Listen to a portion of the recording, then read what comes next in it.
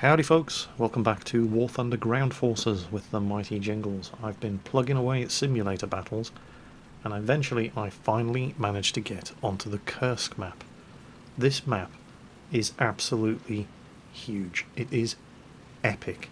As well it should be, because Kursk, obviously, 1943, Operation Citadel, German offensive to reduce the size of the Kursk salient.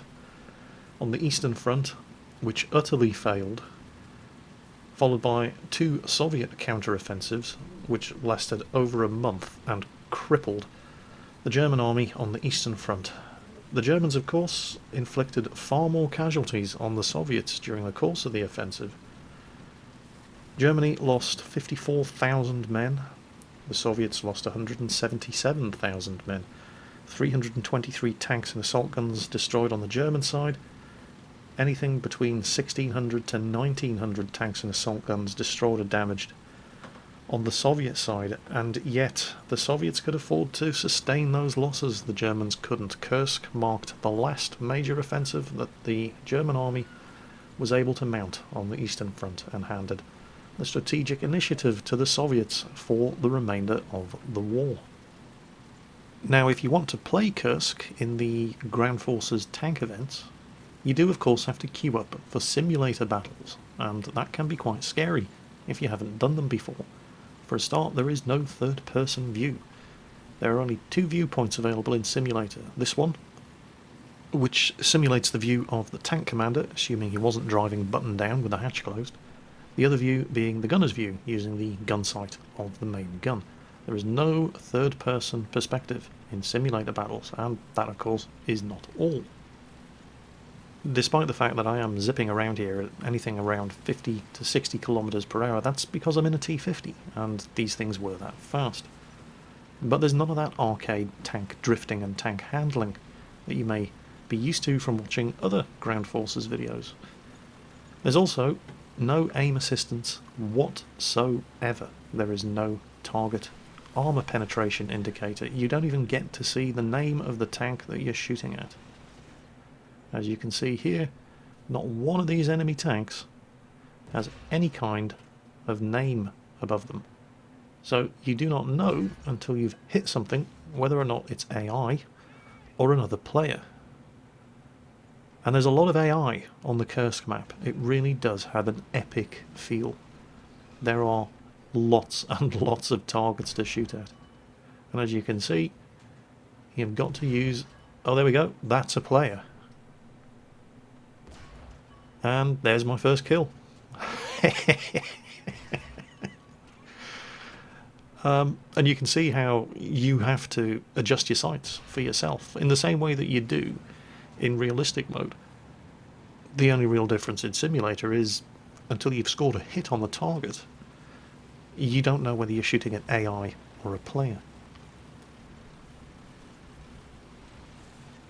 So, because I'm driving a fast tank like the T50, I've decided to try to work around the flank, and bingo, flank shots on a Stug, and I'm not sure, looks like an early version of the Panzer IV. I guess we'll soon find out. And it's a player, as you can tell by the damage report. And there's my second kill, and now I'm going to go for the Stug. And that's another player. And I've hit him twice, damaged his engine, but he's managed to bring the tank around. He's ranging in on me right now. I've got to start moving. Managed to dodge his shot. Very low velocity shell from the Stug 3A, and it's time I was somewhere else. They know I'm here now. No sense in trading shots with them. So I'm going to... oh, took a hit. Didn't appear to do any damage. Going to get over this ridgeline, disengage, and go and look for more victims. And you'll notice how, when you fire, you have to adjust the fall of shot. Let's see if I can call some artillery in on him. There he is.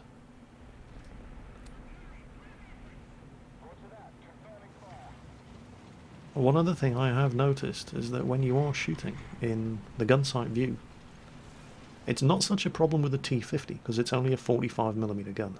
There goes the mortar barrage. The ranging shots, and then they fire for effect, and I don't appear to have hit him.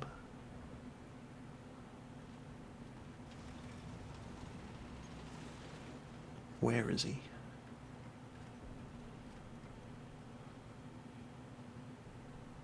Oh, fresh targets. Missed. Shot fell short. Raised my sights. And it's a hit. And it's another player.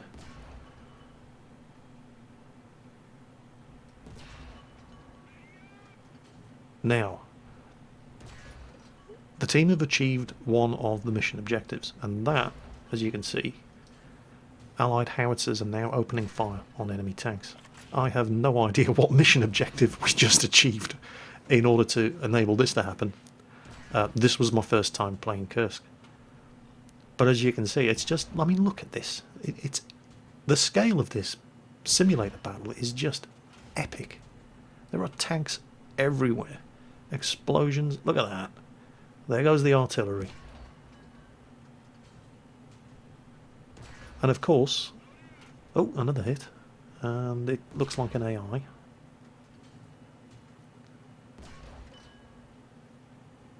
Raise my sights slightly. And another hit. Damaged his cannon breech.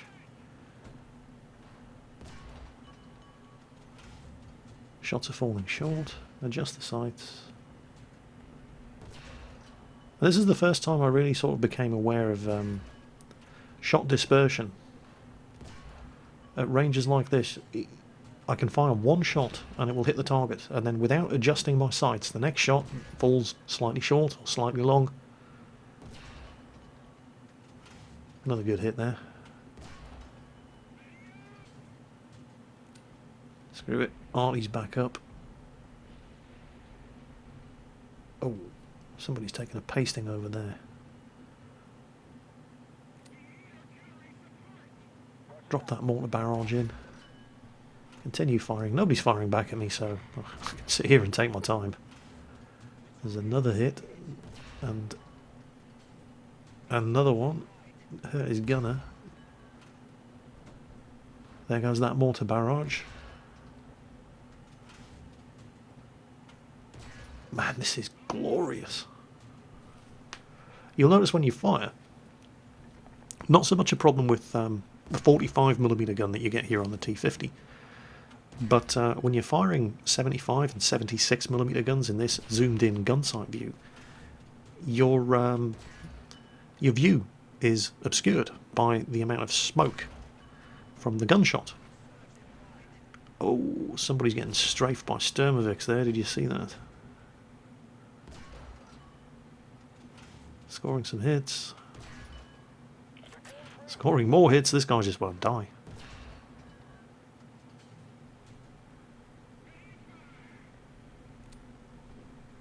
Got my artillery support back up. There we go.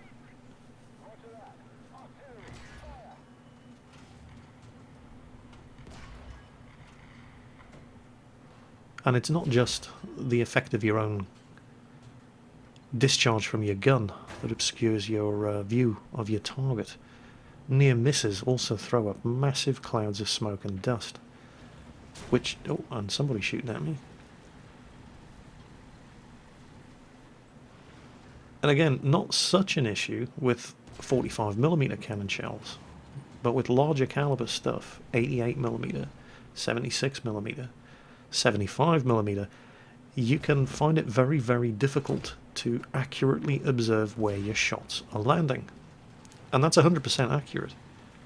The Sherman Firefly, for example, with a 17-pounder gun, and the Pershing with the 90mm gun was very, very difficult for the gunner and the commander to accurately observe the fall of shot because of the sheer amount of smoke and dust that the gun kicked up when it fired.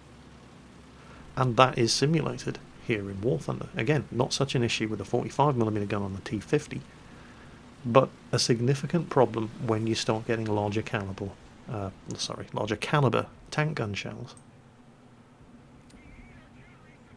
Now, I didn't know it at the time, but I'm about to drive right into the enemy artillery park. There we go. Enemy howitzers have just opened fire on Allied tanks. Now, well, that isn't a howitzer. That's another player who is obviously not played Kursk for the first time, and anyway, I've got him.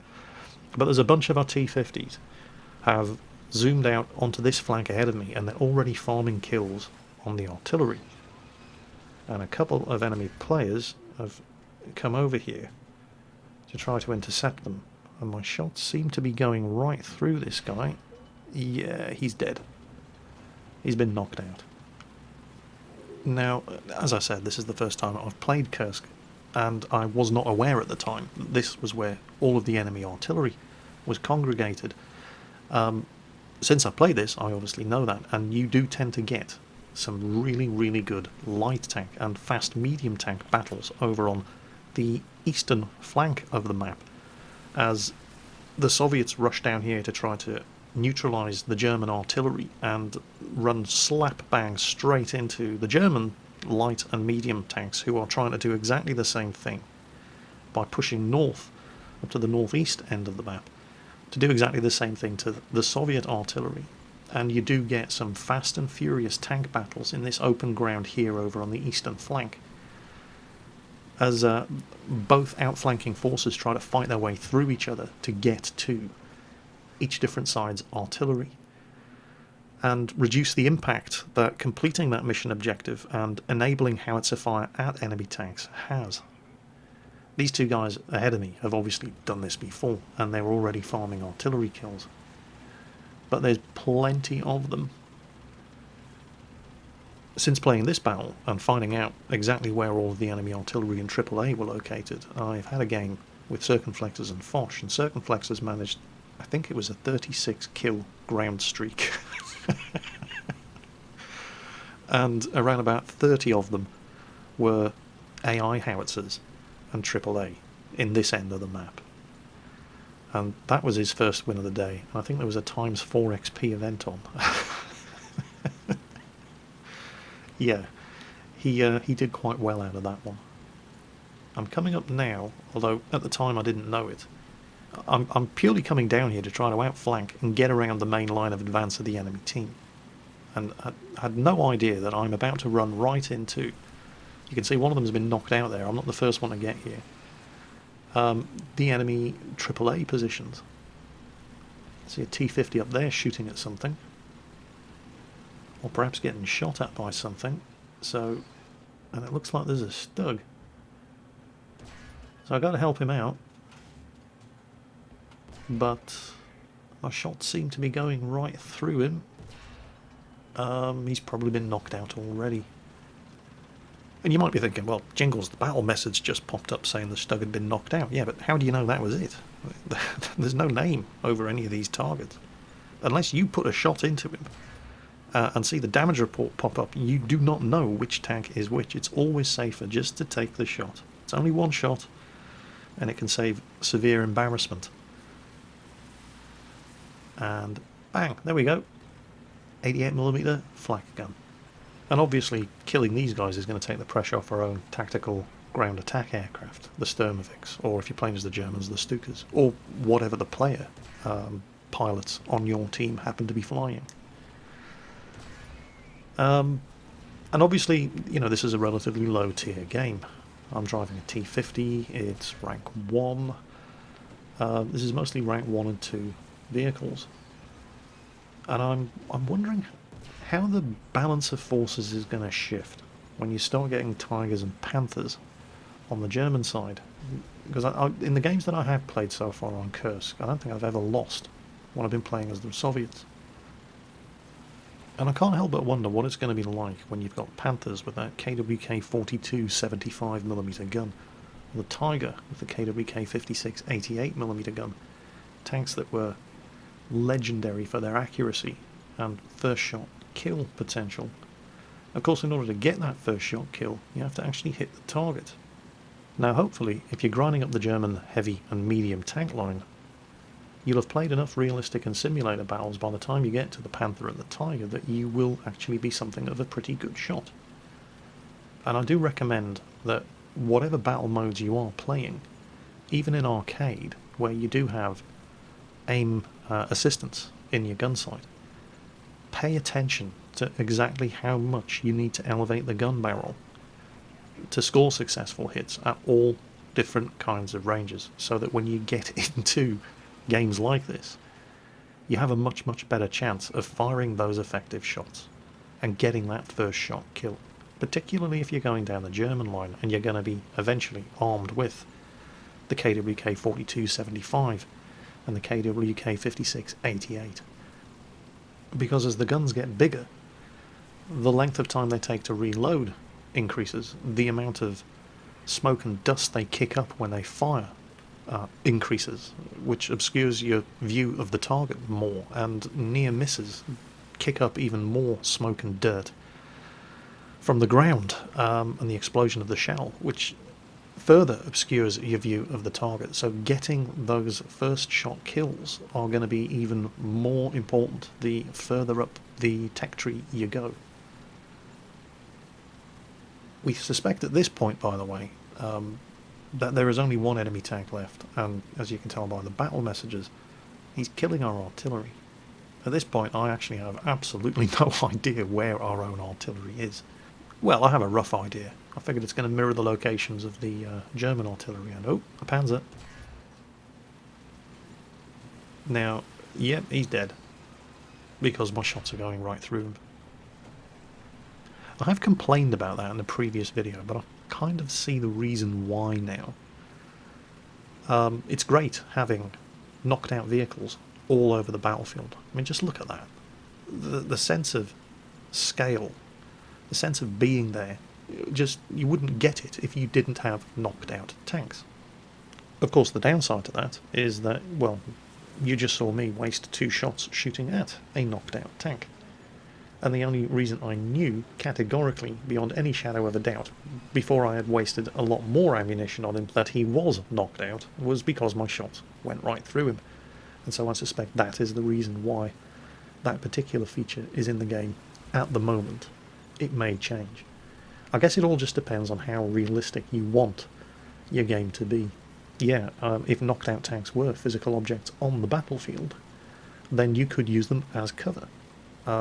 In exactly the same way that you can in World of Tanks, for example.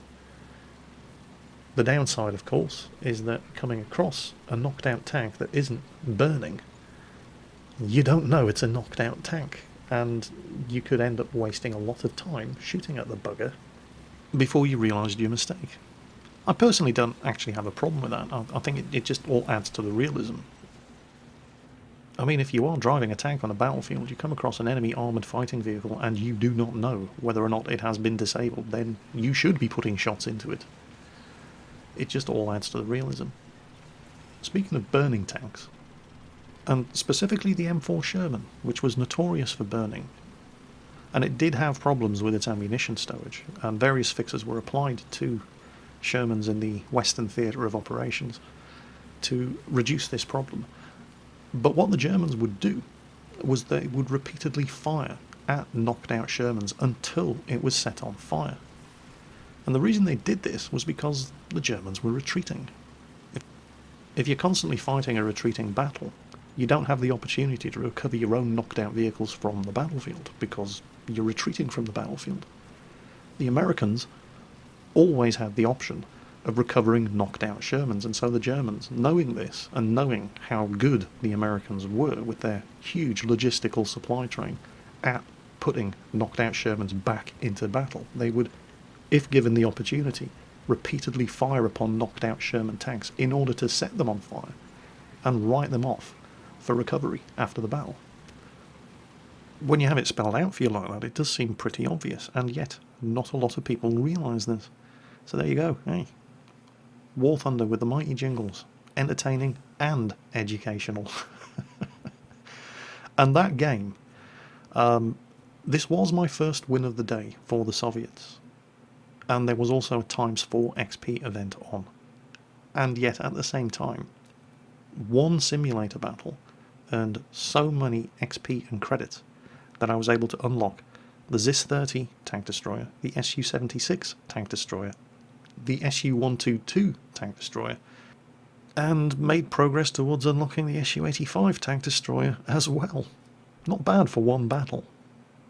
I really I can't sing the praises of War Thunder Ground Forces Simulator battles enough, and the Kursk map in particular. It is just so rewarding to play them, and not just in terms of the amount of XP and credits that you get for playing on simulator difficulty, which is vastly increased over what you get for playing in arcade and even in realistic, but just the experience is nothing short of epic. I had so much fun playing on Kursk, and I hope you enjoyed watching it. That's it for today. As always, folks, take care on that battlefield, and I'll catch you next time.